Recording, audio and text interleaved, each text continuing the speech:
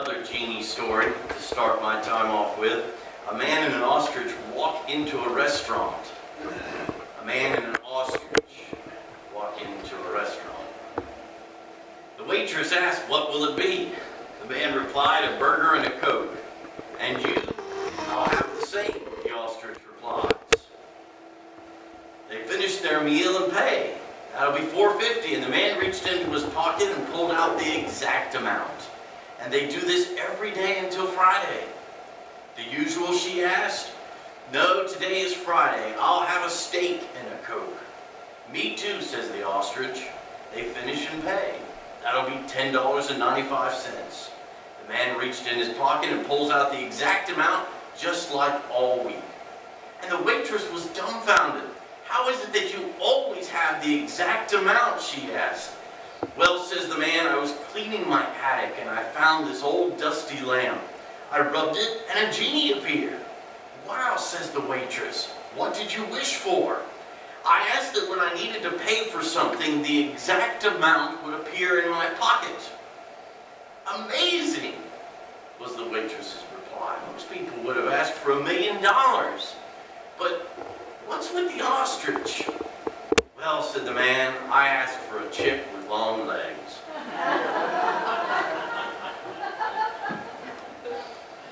I've never heard that one before.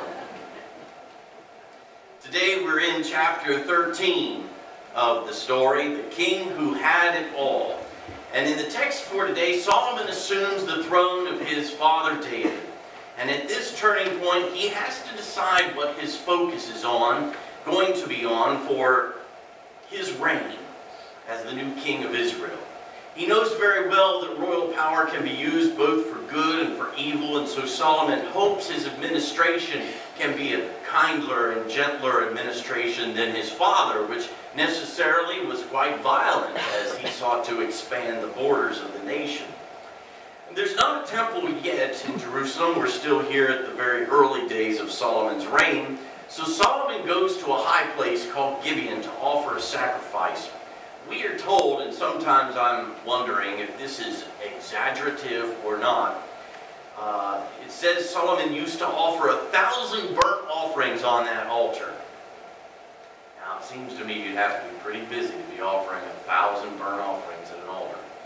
But it's clear that Solomon was probably no slacker in the sacrifice and worship department. And while he's at Gibeon, the Lord appears to him in a dream. Maybe he got so sleepy offering the sacrifices he fell asleep, and God began to speak to him in that dream, and he says, "Ask what you would like." More than anything else, rightfully so, Solomon wants wisdom, which will enable him to discern right from wrong. And we know that it quite pleased God that he asked for that wisdom. And God is so delighted that he gives the new king a wise and discerning mind as he asked. But on top of that, he gives them several additional benefits that he never even requested. Riches and honor and a long life. What would have been your first wish? For a chick with long legs? Or a man with long legs and a six-pack? Turns out that an understanding mind is at the very top of God's desires for us. Now, who of us here haven't at some point wished that we had the wisdom that may have prevented whatever it was that gave us that wisdom? Do you know what I'm saying? We're going to take just a few moments here to see if anybody has a personal story. And I'm sure you might imagine that as a young single man just out of seminary, 12, 13 years ago, I did many things without very much pastoral wisdom. And I'll never forget the first couple I helped prepare for their wedding day. And there were several different tacks I took in my strategy as a single man without any knowledge of these things that were really not that wise. And of course, 10 years of marriage brings that wisdom, and 10 years of learning from other couples, 10 years of being in the presence of wiser folks. So I'm glad to say I feel like I've gained some wisdom over that time, but it didn't start out so well. Who here can tell of a story or a memory of something you did and you wished you had wisdom not to do that? Anyone at all?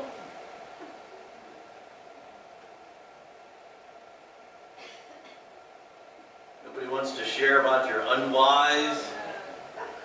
Uh-oh. This might be really... This is clean, so... Hey, Andy, turn him up a little bit. I can't hear the mic. I just, as a young guy, I wasn't married until I was 40.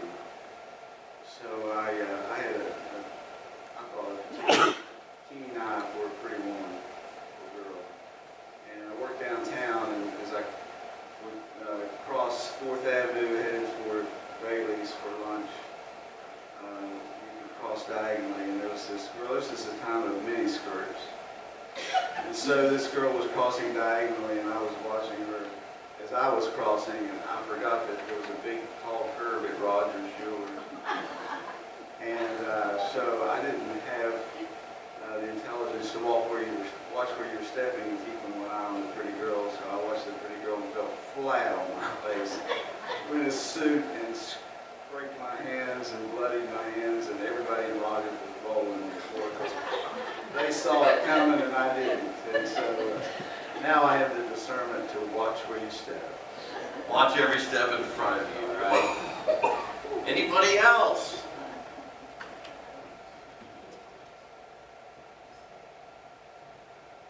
I know we all have those times, I pray, that we have gained some wisdom through something maybe not as embarrassing as that, but maybe something that's rather humbling that's happened to us.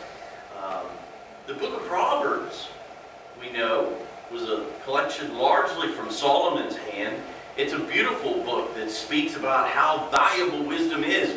Proverbs 4:7, for example, says, "The primary thing is wisdom. Acquire wisdom. And with all your acquiring, get understanding." And you know what? We have a lot of knowledge, a lot of information in our world today. But what we don't often have is a surplus of wisdom. We have on-demand knowledge. We're inundated with data. But what do we do when the answer we're looking for is not something that Google can cough up for us? And while we may get the idea that Solomon instantly gained wisdom as a result of his prayer, I don't believe that that's the case at all. Wisdom is gained, as we know, and acquired over a long, long period of time, not just magically imputed like downloading software or some kind of update on our computer or phone devices. The book of Proverbs calls us to acquire wisdom and get understanding and continually grow in knowledge. And acquire, get, and grow are words that call for action. Obtaining understanding, knowledge, and wisdom requires action on our part. Wisdom seekers, I think, would be wise to read through the book of Proverbs. They're great. Study all of the scriptures as well, which are inspired by God, and especially the ones that speak of the teachings of Jesus.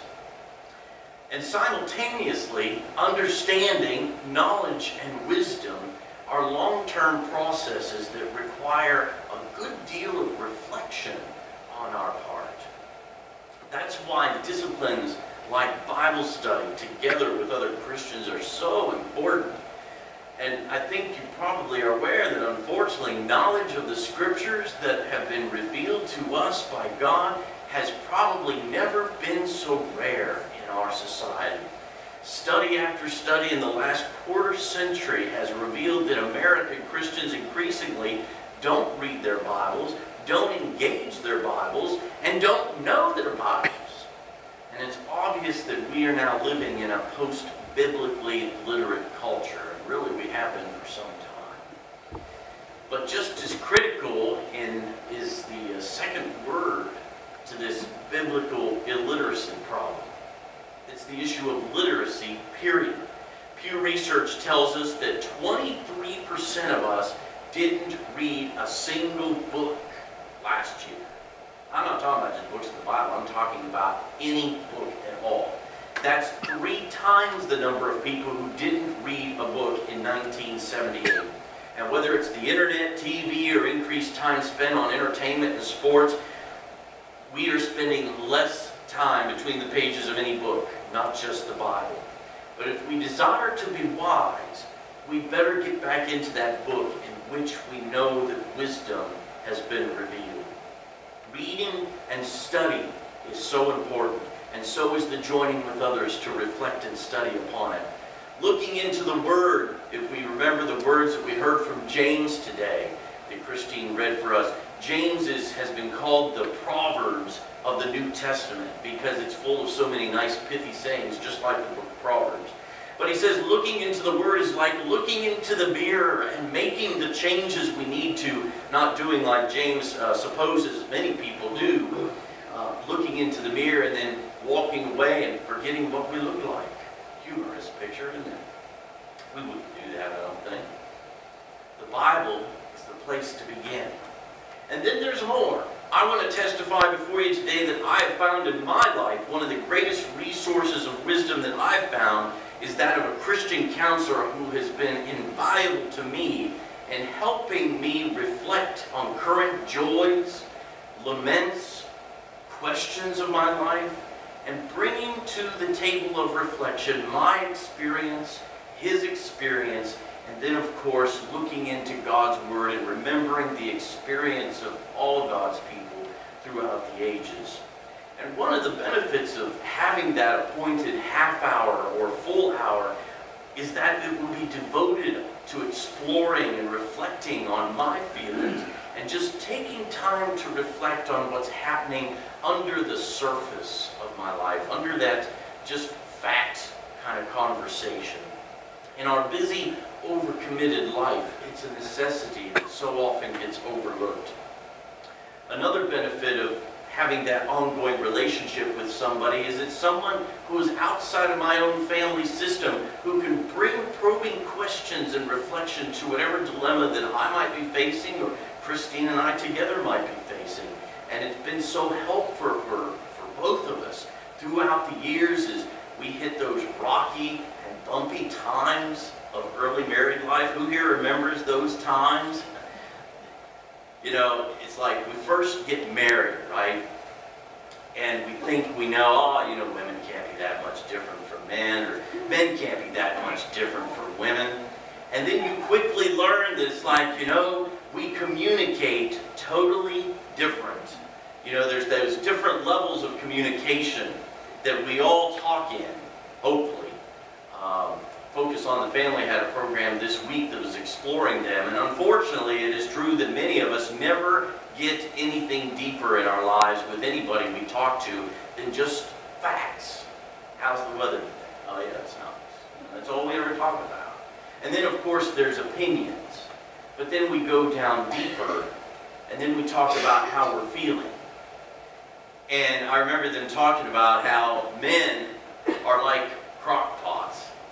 And you ever been compared to a crock pot? It takes us a long time to get from that point of talking about just facts to talking about feelings.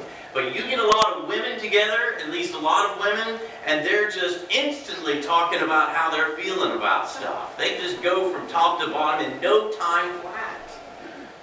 Well, if you get married and you don't know anything about the differences between men and women in this area or any other areas, and let's just say it can make for rather much a bumpy ride. And that's the value of learning from somebody else beyond our family system. We've given permission to both of our counselors to speak the truth to us when necessary. And when we have a mentor like that in our life, whether they're professional or not, we open ourselves up to wisdom by tapping into their journey with God and the wisdom that God has given to them, if indeed they're wise, and we pray that they are. I want to share a little piece that I ran into. Christine was the first one to run into it last evening. It's a little reflection written by Jessica Legrone, who wrote Broken and Blessed, one of the studies that the Ladies' Evening Small Group did a year or two ago. And she writes this. She says, "It was our first week of seminary classes. A professor looked out at us, a brand new class of young students who would someday be the leaders of the church. 'You are so green, you don't even know what you don't know yet,' he said. 'And what you don't know is a lot.' Now, in most cases, she writes, listening to someone describe your general ignorance is not an appealing introduction, but for some reason we were captivated, mostly because we knew Dr. Bob Tuttle was right. If someone crossed John Wesley and Clint Eastwood, they might come close to this man with piercing eyes and a direct style that made us believe every word he said. We were nodding our heads in agreement and almost begging for a solution to our own stupidity. You need to get more than an education. You need to get a life. And because of that, you need more than a class, more than a book. You need a mentor. We all do. He went on to challenge each of us to make it a practice of always placing ourselves in a mentor sandwich, to find someone who knew more than we did and enter a relationship with that person as mentor. They might be the top part of the sandwich. We're in the middle. And then to find somebody to be the bottom part of that sandwich, the other piece of bread, that we can help guide along life's path. So someone is always living into and speaking into our life, and then it doesn't become just a cesspool and a stagnant body of water, but it flows into somebody else as well. And I want to tell you that as your pastor, I'm available for doing that sort of one-on-one reflection with each and every one of you from time to time. No charge. And if you aren't comfortable talking to me, I can give you referrals to some great people in our community who are Christians and who are professional counselors, counselors that I have personal experience with. Solomon was humble, and he recognized that he didn't have it within himself alone what he needed to rightly govern. And I want to urge you to recognize in humility that in our busy and crazy and most of all complicated lives that most of us live, with broken families around us and brokenness within us, we don't have it within ourselves to find understanding without God and without help through God's family. We need help. We also need wisdom. This is your story. It's my story. Greatest story ever told because it is God's story. Amen. As we respond to God's word today, we're going to take our hymn.